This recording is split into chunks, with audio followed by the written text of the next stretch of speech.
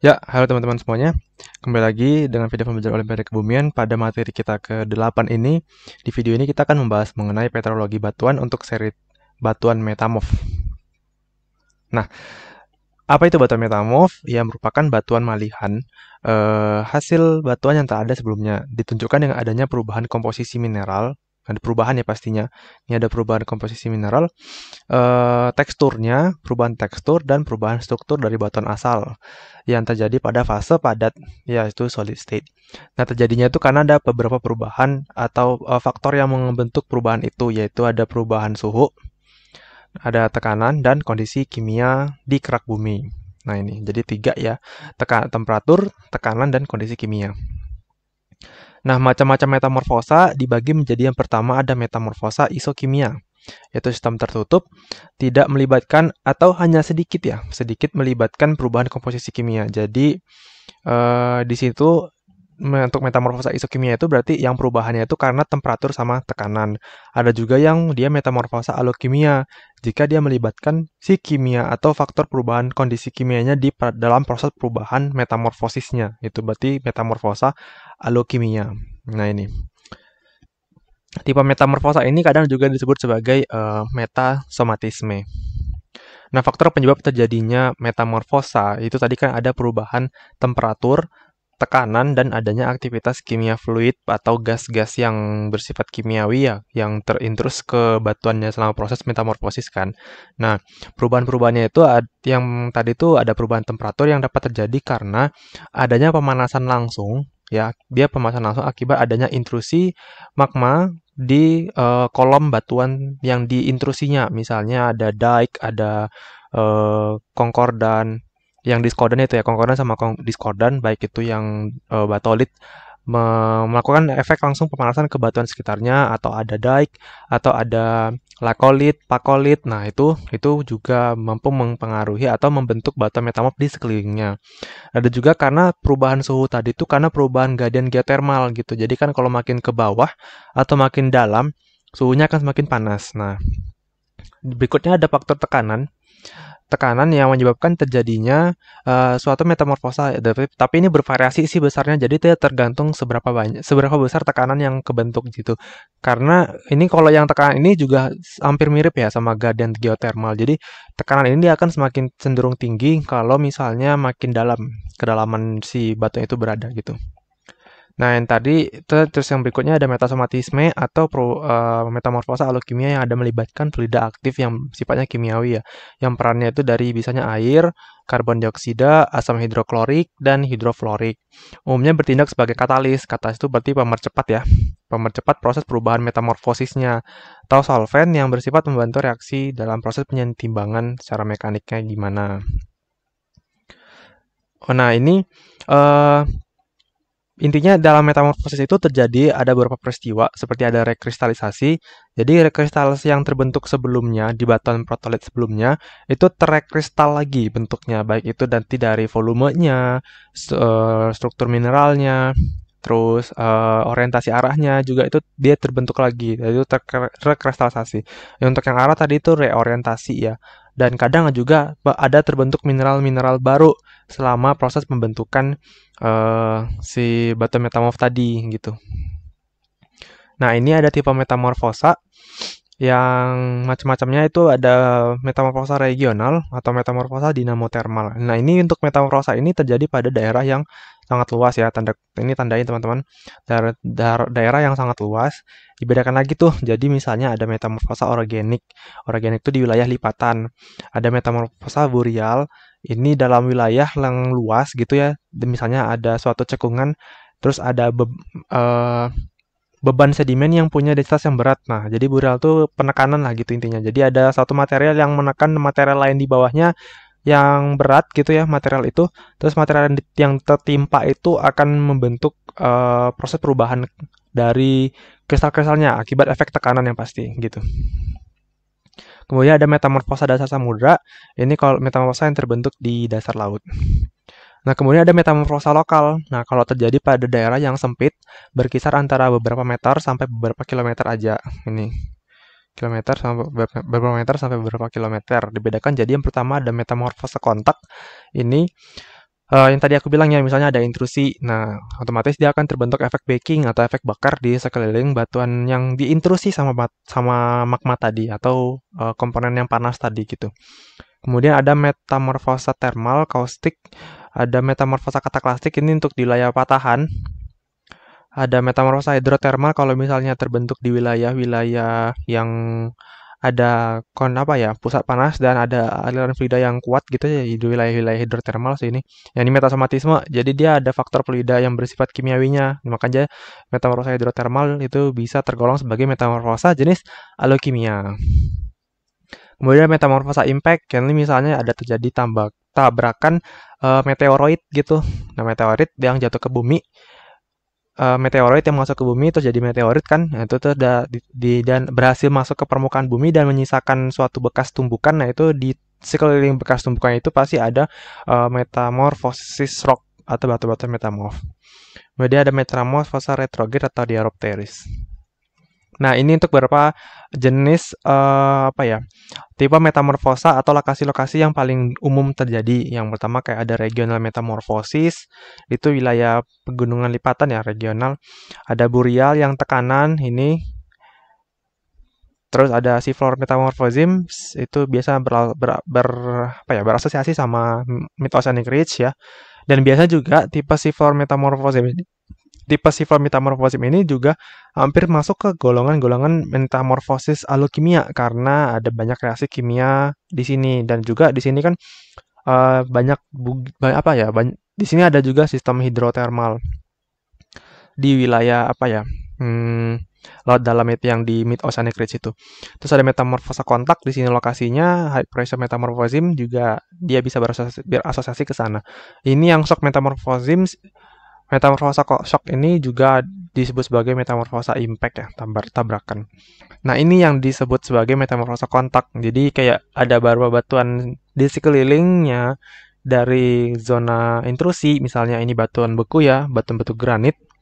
Terus dia mengintrusi batuan di sekelilingnya, yang batuan sekelilingnya itu misalnya ada shale atau batu lanau, ada limestone, batu gamping, shale lagi, ada sandy, batu pasir, ada sandstone. Ini batu berpasir, ini batu pasir. Nah, jadi akan terbentuk efek bakar di sekeliling batuan ini yang diintrusinya. Biasanya disebut sebagai hornfels, ini hornfels ya. Karena dia membentuk struktur non-foliasi. Nanti kita pelajari di struktur non-foliasi aja sih. Jadi hornfels itu intinya strukturnya itu kayak ada butiran yang seragam terbentuk pada bagian di sekitar kontak-kontaknya ini gitu ya. Terbentuk di situ. Tapi rekreasi batuan asalnya tuh nggak menunjukkan adanya foliasi, jadi dia halus banget dan bentuknya tuh gosong gitu. Nah, ini makanya dikatakan sebagai hornfels. Di shale sama sandy shale, kalau di limestone namanya skarn. Ada juga nanti kalau misalnya derajatnya makin tinggi ya, possible fluid gradient makin banyak, maka terbentuklah marble atau marmer. Nah, beberapa batuan lainnya itu juga dipengaruhi sama komposisi dari mineral utama yang ada di batuan asalnya dari proses kontaknya itu. Jadi kayak misalnya batuannya banyak mengandung olivin misalnya, dia jadi batuannya jadi klorid gitu dan lain-lain, banyak sih. Nah, ini untuk mineralogi, kondisi mineral-mineral yang ada di batuan metamorf. Yang pertama itu ada mineral yang umumnya terbentuk pada batuan beku ya, dan metamorf. Misalnya kayak ada kuarsa, feldspar, moskovit, ya mineral-mineral umumnya yang di batuan beku. Kemudian mineral-mineral yang dominan ada di batuan sedimen, kayak ada mineral lempung, kalsit, dan dolomit. Nih. Mineral indeks batuan metamorf itu mineral yang apa ya? Kayak dia khusus ada di batuan metamorf aja dan terbentuk di sama proses pembentukan metamorfosis. Contohnya itu ada garnet, andalusit, kyanit, dan silimanit. Dari beberapa ini juga kayak misalnya garnet ya. Garnet itu kan terbentuk di bagian eklogit dan itu nanti akan menentukan apa ya, fasies. Nanti kita pelajari fasies saja di bagian fasies. Kemudian ada mineral khas batuan metamorf. Nah, ini tadi ya, selain mineral indeks juga tambahan lagi yang lain kayak ada silimanit, kyanit, andalusit, staurolit, talc, garnet, corundum, wollastonit, epidot, dan klorit.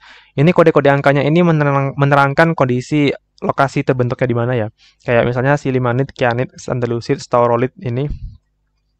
Ini berarti nomor 1 yang ini. Dia terbentuk di metamorf regional. Nah, yang nomor 2 kayak garnet, korundum, wollastonite itu berasosiasi sama metamorfosis thermal. Kayak nomor 3 wollastonite, epidot sama klorit itu dia berasosiasi sama metamorfosis alokimia atau metasomatism. Ini larutan kimia, ada kimia-kimianya. Nah, itu. Nah, proses pertumbuhan mineral saat terjadinya metamorfosa pada fase padat itu ada beberapa tahapan kayak misalnya ada secondary growth, concentrationary growth, dan replacement. Secondary growth ini kayak mineral asalnya itu ngebentuk porosal baru. Terus concentrationary growth itu mineral asalnya itu membentuk kayak pemusatan tertentu dan membentuk komponen yang baru juga. Replacement itu penggantian mineral lama jadi mineral baru dari versi apa ya? Tergantung kondisi dari pembentukan si metamorfosisnya itu kayak gimana. Nah, tekanan merupakan faktor yang mempengaruhi stabilitas mineral pada batuan metamorf. Nah, ada 2 golongan. Yang pertama itu adalah mineral-mineral stres, ya. Kalau misalnya mineralnya itu tahan sama proses tekanan, contohnya itu ada kloritoid, staurolit, kyanit. Sebenarnya masih banyak sih contoh yang lain, kayak nanti ada mika, mika itu tergolong juga tuh mineral stres, ada hornblende. Ini yang apa ya, yang umum ya, yang umum. Ada hornblende, serpentin juga masuk tuh, serpentin. Terus ada ini tadi staurolit udah ya, staurolit, kyanit, apa lagi ya? Zeolit ya. Zeolit juga. Zeolit, ada glaukovan. Glaukovan, ada apa lagi ya? Actinolit ya, actinolit. Dan banyak lagi dah. Ini yang masih aku hafal dan beberapa terkenal sih emang ini. Ini mineral yang aku sebutin ya. Nah, ada juga tuh mineral yang disebut sebagai mineral anti-stres. Nah, mineral-mineral anti-stres itu berarti dia nggak tahan tuh sama proses perubahan tekanan, khususnya tekanan yang tinggi, high pressure, sehingga dia nggak pernah ditemukan pada batuan yang terdeformasi kuat atau terkena efek tekanan yang kuat. Contohnya itu ada mineral-mineral andalusit, koderit, augit, terus juga ada kuarsa. Kuarsa itu dia walaupun resisten terhadap erosi, tapi dia nggak tahan ya sama proses tekanan tinggi. Nah, ada juga feldspar, ada garnet, terus ada kalsit juga. Nah, itu kalsit. Nah, itu ya. Nah, mineral berdasarkan derajat metamorfosanya juga dibagi lagi tuh. Ada beberapa derajat yang terkenal, ada derajat rendah, low grade, ada derajat pertengahan, intermediate grade, sama high grade. Untuk yang low grade itu ada klorit sama biotit, ya. Kalsit juga sih masuk sini ya, kalsit. Kalsit masuk sini. Terus ada derajat metamorfosa pertengahan menengah, itu mineral-mineralnya ada almandin, staurolit sama kyanit ya. Terus ada mineral-mineral derajat tinggi, contohnya itu ada silimanit. Nah, itu.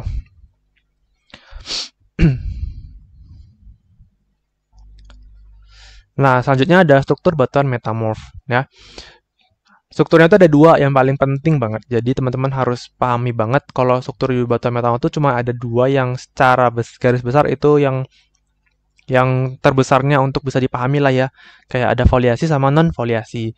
Intinya di foliasi itu ada menunjukkan kesan perlapisan atau kesejajaran yang sebenarnya merupakan penjajaran dari mineral-mineral yang terbentuk selama proses efek tekanan tadi atau efek suhu yang menyebabkan mineral itu kayak ada apa ya, kesejajaran gitu loh. Jadi misalnya mineral itu awalnya tuh gede gitu kan, terus ada tekanan, jadi mineral itu datar kayak gini, datar tipis gitu. Ya kebayang lah ya, penjajaran mineral tuh kayak mana, lurus-lurus gitu. Nah gitu, nah ini gini.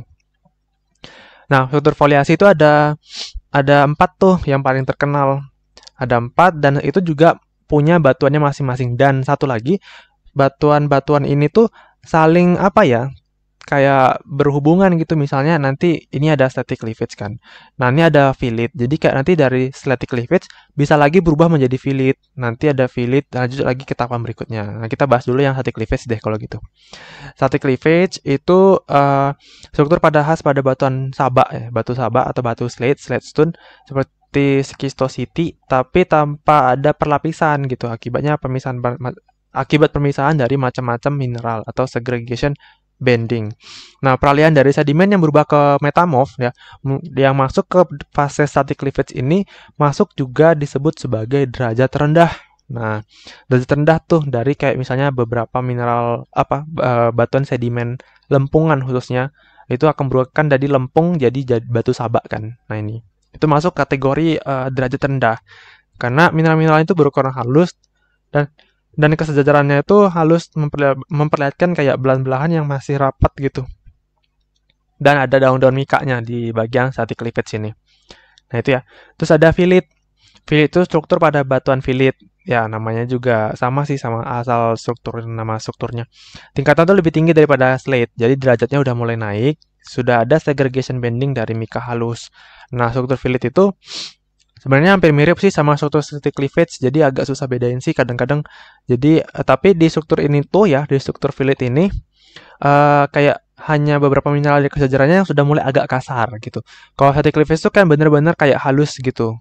Halus, hampir-hampir ada kayak amorph gitu. Tapi kalau di fillet itu bedanya dia udah mulai agak ada kasar-kasarnya gitu. Karena derajat metamorfosanya kan lebih tinggi ya daripada batu sabak gitu. Jadi di daun mekaran core-nya itu udah tumbuh tuh agak gede gitu di bagian ini, di bagian struktur fillet gitu.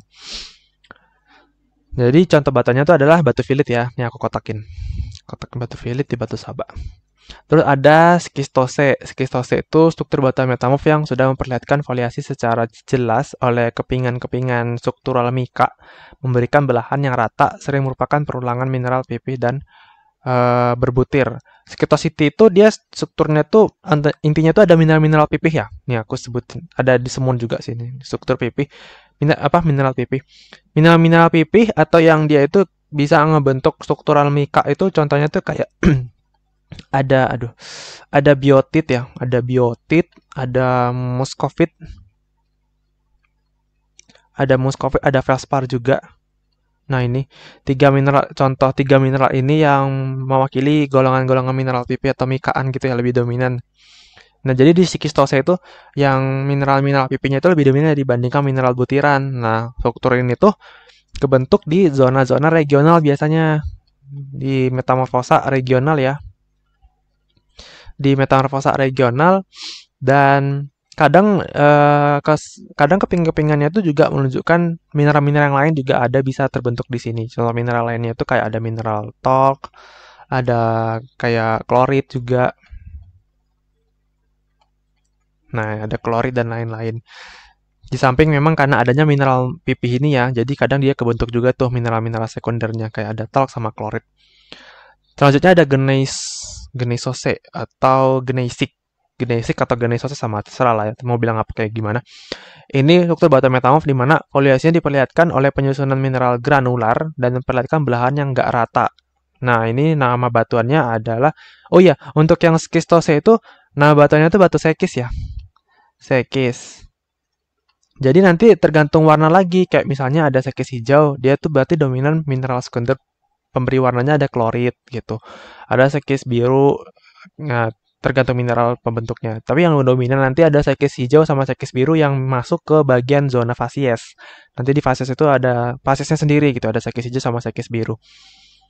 Ada gneisose atau gneisik, ini nama batuannya adalah batuan gneis ya.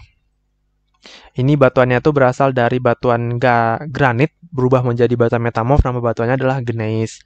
Nah, di struktur gneisik ini, jumlah mineral yang granular itu lebih banyak. Nih, mineral-mineral granular atau mineral yang berbentuk butiran. Kayak bulat-bulatnya itu masih banyak gitu loh.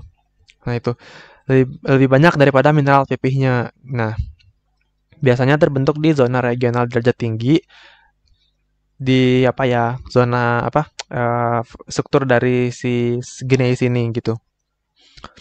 Mineral-mineral yang ada di batuan beku kayak kuarsa, feldspar, dan mafic itu banyak juga dijumpai di sini. Ya memang karena ini kan kayak misalnya batu granit ya. Mineral kristal-kristal yang ada di granit itu terrekristal lagi ya nggak jauh-jauh dari kayak mineral kuarsa, feldspar, sama mineral-mineral asam ya, mafic mineral yang berasosiasi sama si batuan-batuan gneis gitu. Mafic mineral atau mineral-mineral asam. Nah, ada juga tuh lagi setelah struktur foliasi kita bahas struktur non foliasi. Yang pertama itu ada struktur yang dinamakan sebagai granulose atau hornfelsig. Nah, tadi aku udah juga singgung ya, struktur hornfelsig itu kayak gimana. Dia terbentuk oleh mozaik mineral-mineral equidimensional dan equigranular yang umumnya berbentuk poligon-poligon bentuknya. Batunya itu disebut sebagai hornfels atau batu tanduk. Terus ada kataklastik. Kataklastik ini terbentuk oleh pecahan atau fragmen batuan atau mineral berukuran kasar yang umumnya ngebentuk kenampakan breksiasi. Struktur ini terjadi akibat metamorfosa kataklastik yang patahan. Ya disebut batuannya itu namanya batuan kataklasit. Nah, selanjutnya ada milonitik. Ini terjadi karena adanya penggerusan mekanik pada metamorfosa kataklastik mirip sama prosesnya ini ya, mirip sama prosesnya struktur kataklastik ya, si milonitik ini. Tapi ciri utama yang ada di struktur milonitik itu mina-minanya itu berbutir halus, menunjukkan kenampakan goresan-goresan searah dan belum terjadi rekristalsasi di mineral-mineral primer. Contoh batuannya itu adalah batuan milonit. Jadi kebanyakan batuan-batuan di metamorf itu dalam proses pemberian namanya itu ya, itu dari asal strukturnya gitu. Kayak kataklastik, nama batunya kataklasit. Terus ada struktur milonitik namanya milonit. Terus ada tadi kayak di struktur foliasi juga sama. Kayak batuan-batuan dari struktur gneis jadi gneisik, struktur schistosity jadi batuan sekis gitu. Jadi cara gampangnya ngapal nama batuan di metamorf, ingat aja lagi lebih erat ke kaitannya ke strukturnya kayak gimana gitu. Ada lagi filonitik, ini kayak sama filonitik tuh dia mirip sama ini ya, mirip sama milonit, cuman butiran itu lebih kasar. Kalau misalnya di milonitik kan halus gitu ya. Ini proses tuh hampir sama gitu. Yang milonitik tuh halus, kalau yang di filonitik itu kasar gitu cara bedanya ya antara milonit sama filonitik. Keduanya sama-sama mineral, batuan yang terbentuk di zona metamorfosa kataklastik. Cuman yang bedanya itu ada butirannya tuh halus atau kasar gitu. Kalau di milonitik itu kasar, di filonitik itu kasar. Milonitik halus, filonitik kasar. Kebalik-balik. Nama batuannya itu ada filonit ya. Nah, itu. Oh ya, sebenarnya ada lagi sih banyak ya untuk struktur non foliasi. Aku buat di mana ya? Sini aja deh. Banyak ngasih ruangnya. Aduh, nggak ada ruang lagi dong. Yaudah deh, aku jelasin pakai suara aja ya. Ada lagi tuh namanya struktur liniasi. Aku tulis aja kalau nggak di sini. Struktur liniasi. Nah, ada lagi salah satu struktur non-foliasi yang disebut sebagai struktur liniasi. Kalau misalnya strukturnya itu memperlihatkan adanya mineral-mineral yang searah. Dan biasanya sifat fisik mineralnya itu merupakan mineral-mineral yang fibrous atau dia punya serat gitu. Itu struktur liniasi. Terus ada lagi yang lain itu ada struktur granulose. Ini sih granulose hornfels ya udah ada. Tapi bedanya kalau di struktur granulose itu dia kayak sama, dia hampir sama sih sebenarnya kayak di hornfelsik, cuman bedanya butiran yang ukurannya itu nggak sama besar. Kalau di hornfelsik itu kan ini ada mineral-mineral yang equidimensional sama equigranular. Kalau yang di granulose itu dia mineralnya itu hampir nggak apa ya, kayak disequigranular. Jadi nggak kalau apa ya kayak nggak homogen lah sebutannya tuh nggak homogen. Kalau yang di granulus tuh dia mineral-mineral butirannya tuh heterogen, ada yang besar, ada yang kecil kayak gitu. Terus lagi nanti ada struktur namanya tuh struktur augen. Nah, struktur augen itu dia oh ya, augen tunggu aku lupa, Deng. Oh ya, satu lagi, Deng. Yang ini dulu. Flasher dulu dibahas. Nah, ada tuh namanya struktur flasher. Dan strukturnya tuh sama sih kayak kataklastik. Jadi turunan lainnya kataklastik ya. Kataklastik ini turunannya banyak banget sih emang. Ada turunan dari milonitik, filonitik, augen, flasher. Nah, yang di flasher ini dia mirip sama kataklastik. Strukturnya tuh tapi batuannya tuh berbentuk lensa yang tertanam pada masa dasar milonitik. Ada berbentuk lensa-lensa gitu. Ada arc-arc mineralnya gitu. Nah, terus ada augen. Augen itu dia mirip sama flasher, cuman lensanya tuh butir-butir feldspar pada masa dasar yang lebih halus. Ya, ini mineral-mineral apa ya? Mineral-mineral feldspar. Nah, itu untuk struktur non foliasi. Kita lanjutin ke tekstur batuan metamorf. Nah, itu tekstur yang yang apa ya, yang dibahas itu adalah tekstur berdasarkan ketahanan terhadap proses metamorfosa. Jadi ada tekstur yang namanya itu ada tekstur sisa atau relik jika dia tuh strukturnya itu menunjukkan batuan asal sama tekstur batuan asalnya itu masih ada nampak di batuan metamorfnya. Jadi kayak misalnya tekstur apa ya, kayak amigdaloid di batuan beku, terus dia masuk ke batuan metamorf, tapi di batuan metamorf hasil setelah terbentuknya metamorfosa masih ada tuh emang amigdaloidnya. Nah, berarti itu teksturnya berarti tekstur relik atau tekstur sisa. Ada tekstur lagi yang kedua itu adalah kristaloblastik. Nah, ini terbentuk oleh proses metamorfosa itu sendiri. Jadi, ini benar-benar ngebentuk tekstur baru yang khas di batuan metamorf. Batuan-batuan itu mengalami rekristalisasi atau kristalisasi ulang, sehingga teksturnya itu yang asalnya itu nggak nampak lagi. Jadi murni tekstur hasil proses pembentukan metamorfosis. Kemudian ada jenis tekstur berdasarkan ukuran butir, ada yang vanerit, kalau misalnya kristalnya masih besar, ini sama kayak batuan beku ya namanya. Sama avanit kalau misalnya ukuran butirnya udah kecil, yang ini megaskopis, yang ini megaskopis, yang ini mikroskopis. Nah itu. Nah, kemudian ada tekstur batu metamorf yang lainnya. Kita bahas yang pertama itu ada tadi kristaloblastik dulu ya. Ini yang dia menunjukkan tekstur sisa atau enggaknya. Kita bahas itu. Ini yang kristaloblastik ya, yang teksturnya murni terbentuk saat proses metamorfosa terbentuk ya. Nih tekstur yang terjadi pada saat tumbuhnya mineral dalam suasana padat, di mana tekstur batuan asal udah nggak ada lagi kelihatan di situ. Contoh-contoh mineral kristaloblastik itu ada namanya lepidoblastik. Ini lepidoblastik jika tekstur batuan metamorf yang didominasi mineral-mineral pipih ya, mineral pipih itu kayak ada tadi aku sebutin kayak ada biotit, moskovit sama feldspar ya, yang memperlihatkan orientasi sejajar. Nih, tambah lagi nih feldspar. Nah, struktur-struktur mikaan atau lapisan-lapisan mineral pipih. Kemudian ada nematoblastik. Nematoblastik ini terdiri dari mineral berbentuk prismatik. Prismatik ini kayak rada-rada tabung gitu, tapi dia menjarum ya, prismatik menjarum yang memperlihatkan orientasi sejajar. Contoh mineralnya tuh ada amfibol sama piroksen. Piroksen ini nanti dipisah dua, ada ortopiroksen sama klinopiroksen. Kemudian ada granoblastik. Granoblastik itu terdiri dari mineral yang berbentuk butiran dan sisi kristalnya bergerigi atau ada dalam zona sutur nih tipe ini. Suturet zona bergerigi ya. Contohnya itu ada di kuarsa, garnet sama dan lain-lain. Kemudian ada granuloblastik. Ini apabila mineral penyusunnya itu berbentuk granular, butiran, ekuidimensional. Batas-batas mineral itu bersifat ansutur, jadi dia lebih teratur. Ansutur ini tidak bergerigi ya, jadi kayak lebih rapi gitu. Dan umumnya kristal-kristalnya berbentuk anhedral. Nah, ada lagi porfiroblastik. Tekstur ini di mana kristal besarnya tertanam pada masa dasar yang relatif halus. Jadi kristalnya gede-gede itu tertanam di masa dasar yang hampir amorf gitu. Jadi porfir ya, struktur porfir sama kayak di batuan beku yang strukturnya porfir. Tekstur porfir. Nah. Kemudian ada idioblastik.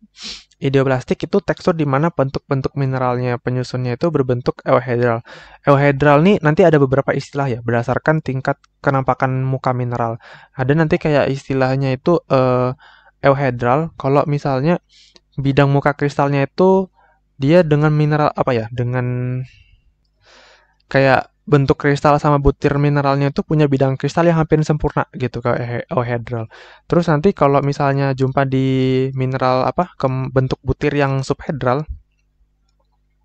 ini euhedral kan, bentuk apa bidang kristal sempurna.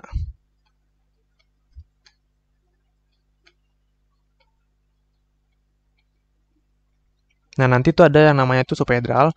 Kalau bidang kristalnya itu dibatasi hampir sebagiannya aja. Terus ada nanti anhedral kalau misalnya bentuk kristal sama butir mineralnya itu dibatasi sama bidang kristal yang nggak sempurna gitu aja sih bidangnya. Intinya sama bidang kristalnya gitu. Euhedral sempurna, subhedral sebagian sempurna, anhedral tidak sempurna gitu. Nah ini ada idioblastik, dia mirip sama idioblastik ya, cuma dia bentuknya itu penyusun mineralnya penyusun mineral subhedral. Nanti ada xenoblastik, Kalau misalnya teksturnya itu dia menunjukkan bentuk butir yang anhedral. Nah, itu. Cukup bedanya sesimpel itu aja, teman-teman. Jadi jangan habis pusing ya untuk bedain sama idio, hipidio, sama seno. Terus ada struktur palimpsest. Sisa, kalau misalnya tadi aku udah bilang ya, tekstur batuan metamorfnya itu memperlihatkan tekstur batuan asalnya. Nah, ini tekstur batuan memperlihatkan tekstur dari batuan asal. Yang pertama ada blastoporfiritik. Blastoporfiritik itu kalau misalnya batuan asal itu bertekstur porfiritik. Nah, kemudian ada blastoopitik jika batuan asalnya bertekstur opitik. Sebenarnya masih ada lagi sih ini. Aku lupa tulis. Jadi ada namanya itu blastosefit.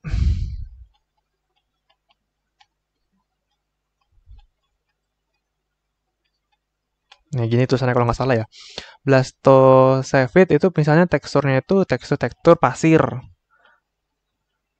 Tekstur pasiran atau sefit namanya. Terus nanti ada namanya itu lagi, namanya itu blastopelit. Blastopelit itu ya berarti tekstur pelit. Tekstur pelit itu apa? Tekstur lempungan. Lempungan atau pelit. Aku nggak tahu cara bacanya gimana, tapi aku coba bacanya itu pelit. Tergantung teman-teman mungkin ada cara baca yang berbeda. Aku mohon maklum ya, gitu. Ini ada bahasa pelit sama bahasa sefit. Tambahan sih itu. Ada lagi sih sama lagi blastosamit.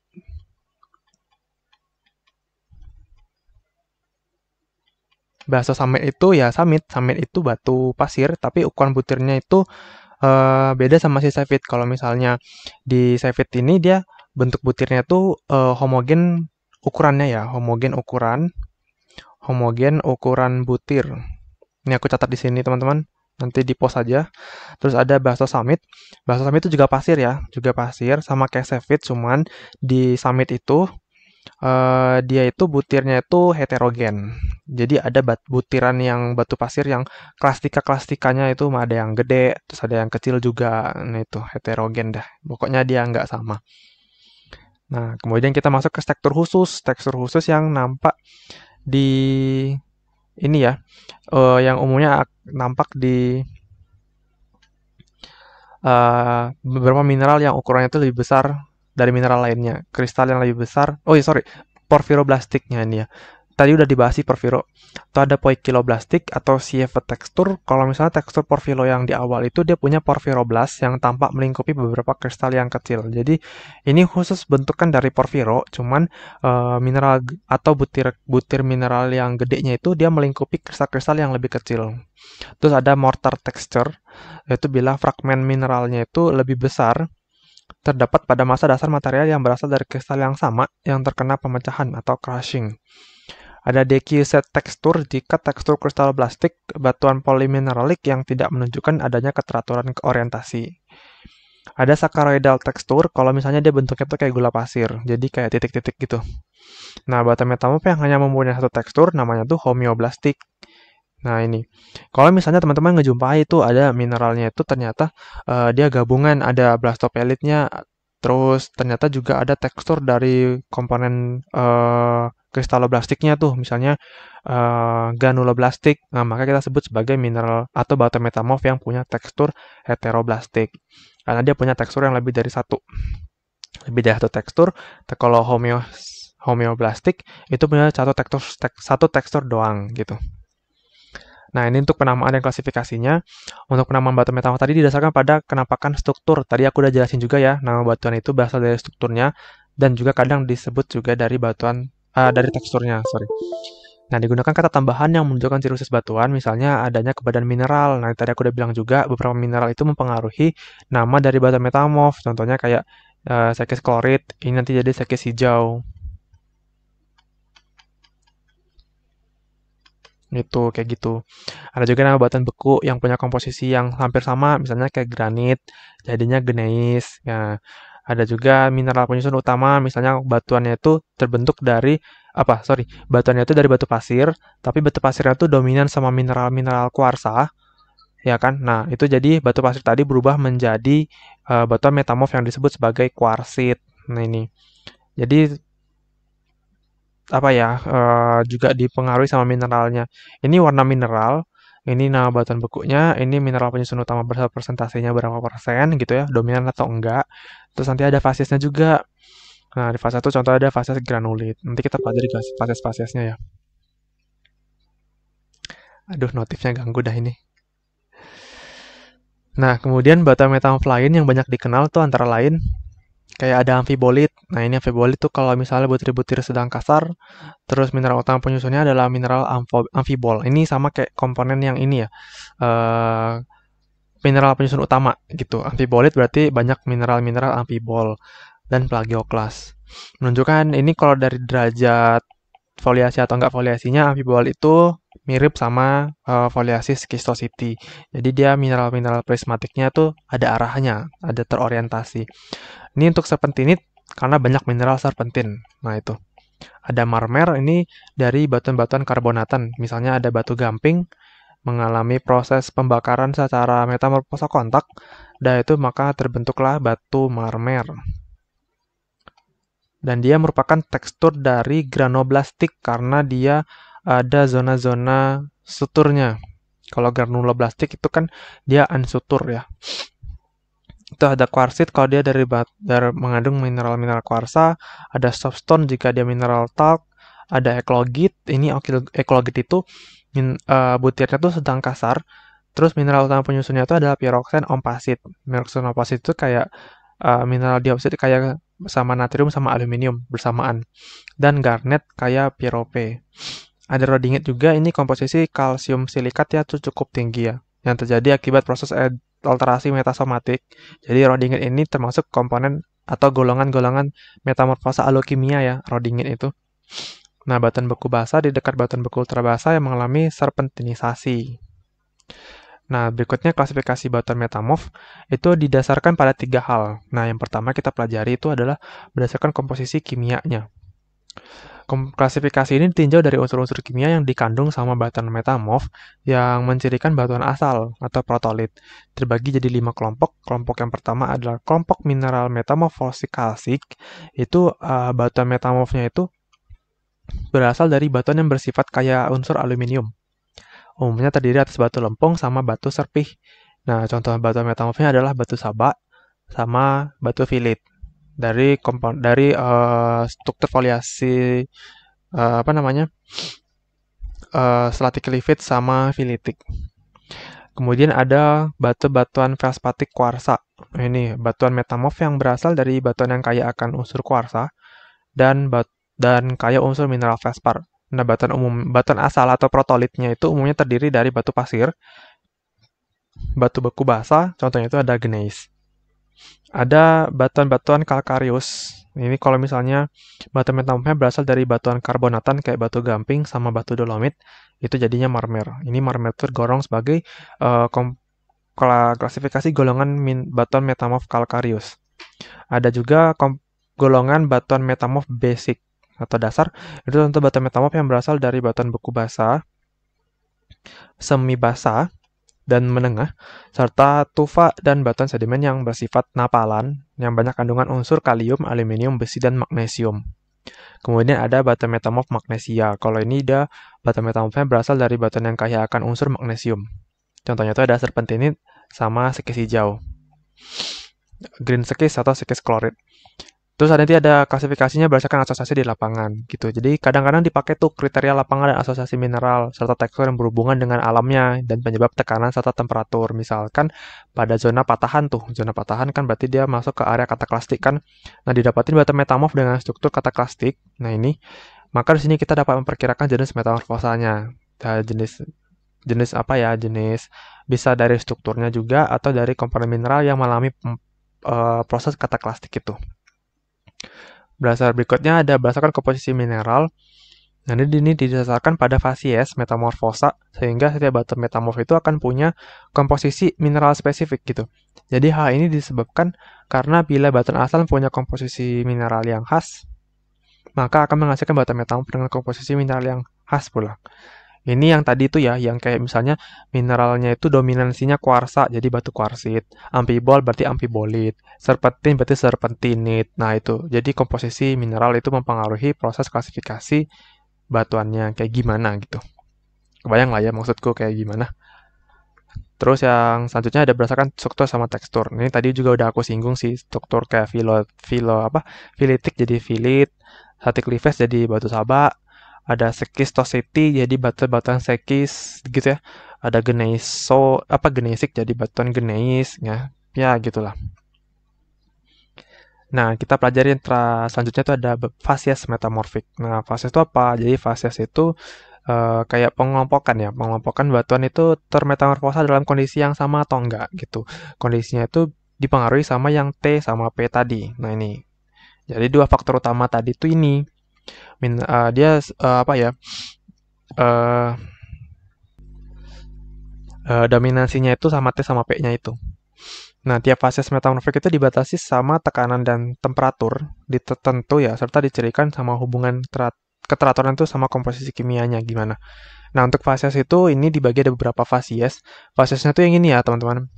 Yang digambar ini ada fasies zeolit, ada PP atau planet pampalit, ada zeolit green sekis, ada blue sekis, ada amphibolit, dan ada batuan-batuan kompleks plutonik vulkanik kayak contoh itu ada granulit dan nanti ada lagi yang lain-lain ekologit di sini. Nah, itu fasies-fasiesnya. Di mana fasies-fasies itu dibedain berdasarkan tingkat bagaimana interaksi T dan P-nya. Kayak misalnya di zeolit tuh. Itu berarti dia di low T sama di low P. T itu temperatur, P itu pressure ya. Ini pakai bahasa Inggris. Kemudian kayak misalnya ambil contoh tuh, bagaimana kondisi fasies di batuan Hornfels. Nah, itu berarti ada yang intermediate suhunya sama low pressure, ada juga yang kadang dia tuh high temperature tapi tetap dalam kondisi low pressure, kayak gitu cara bacanya. Nah, ini tambahan sih untuk fasiesnya. Ada fasies Hornfels, Pyroxene Hornfels, Sanadinit itu paling terakhir. Nih, ada eklogit, buluskis. Ini yang garis-garis pisahnya yang ini ya. Garis pisahnya yang aku garis ini nih, ini garis pisahnya. Ini garis-garis yang biru-biru ini nah itu berarti tipikal kontinental geothermal. Ini batas dari geothermal itunya, geothermal rate-nya kayak gimana. Terus garis yang pink-pink ini komposisi dari apa ya, mineral dominansi. Kayak ini ada kyanit, AN, silimanit. Itu juga ada kondisi solid photosaturatednya tuh jenuh atau enggak sama kondisi air, udah seberapa kayak gitu. Nah, di gambar yang sebelah kiri ini batu-batuan metamorf yang umum ya. Jadi teman-teman cek aja ini ada nama-nama batuan metamorfnya kayak gimana. Ini ada tekstur, ada ukuran butirnya, sama untuk keterangan-keterangannya itu ini untuk parent rock atau protolit. Protolit itu dari mana gitu. Kita misalnya ambil contoh tuh milonit ya. Milonit teksturnya berarti dia tekstur foliasi yang lemah. Misalnya dia punya butiran yang halus, terus dia itu ketika dalam kondisi yang sangat halus dia berubah menjadi bisa chert atau batu kijang, batu rijang, dan kadang juga pecah menjadi beberapa lapisan. Ini berasal dari berbagai macam batuan, gitu. Contoh lainnya tuh kayak marble. Marble itu batuan asalnya tuh limestone sama dolostone, batu gamping sama batu dolomit. Quartzite itu dari batu pasir kuarsa. Kayak Hornfels itu dia bisa dari batu apa aja ya Hornfels. Terus ada antrasit itu dari batu bituminus, ada Voltbrexia itu berasal dari batuan apa aja. Biasanya Voltbrexia itu kalau kita deketin sama batuan-batuan kataklasit, batuan-batuan milonit ya itu Voltbrexia. Nah, ini ada beberapa gambar kayak ini batu slate, batu sabak, gambarnya kayak gitu. Ini slate juga yang hand specimen. Ini batu filit, batu garnet yang ada mica sekisnya, ada quartzit, ada gneiss, ada marble, ada hornfels. Nampak ya efek gosongnya, kena bakar itu. Ada kyanit, ada silimanit, ini eklogit, banyak-banyak mineral-mineral garnet ya, ini garnet yang gede-gede ini. Ini granit namanya. Ada migmatit. Migmatit itu kayak batuan metamorf yang udah hampir dekat banget sama proses peleburan melting ke magma, magma ininya, magma panasnya gitu, kayak dia hampir hampir melebur gitu. Sebagian udah sebagian itu udah jadi magma gitu. Sebagiannya lagi masih batu metamorf. Nah, itu migmatit. Ada skarn, ini batu tanduk tadi. Selanjutnya ada serpentinit sama sekis biru. Oke, kita lanjut ke soal. Di sini aku ada soal OSK tahun 2015 sama OSP juga tahun 2015. Yang pertama kita bahas OSK 2015 dulu ya. Nomor 61. Marmer merupakan batuan metamorf yang terbentuk dari batuan asal. Ini hafalan aja sih teman-teman. Batu pasir kuarsa atau jadi kuarsit. Konglomerat itu biasa jadi metakonglomerat.